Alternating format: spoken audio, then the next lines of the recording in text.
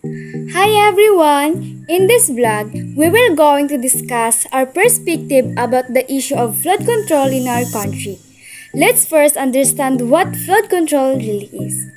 Flood control refers to the different strategies, system, and infrastructure that help manage or reduce the destructive impact of flooding. This includes proper drainage system, flood barriers, pumping station, river dredging, and even natural solution like tree planting and wetland preservation. The main goal of flood control is to protect lives, properties, and communities whenever strong rain or typhoon hit. Now, here in the Philippines, flood control has been always a big issue. Almost every rainy season, we see the same problems: streets and houses submerged, families displaced, and properties destroyed. But what's frustrating is that despite billions of pesos allocated for flood controls project every year, many areas remains vulnerable. This raises questions about governance and accountability.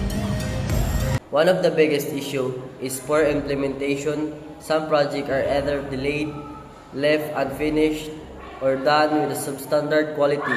Corruption also play a role, while funds meant for flood control are sometimes misissued or pocketed by corruption politicians.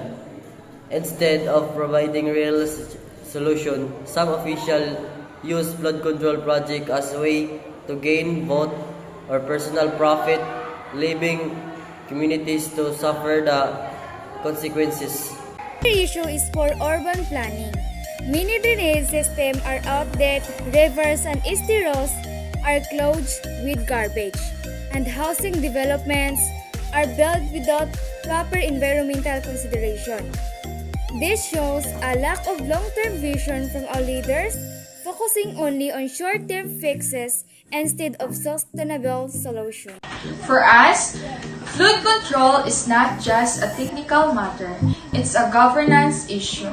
The government must prioritize transparency, accountability, and proper planning when it comes to these projects. At the same time, citizens must also take responsibility by practicing proper waste disposal, joining cleanup drives, and demanding honesty and efficiency from our leaders.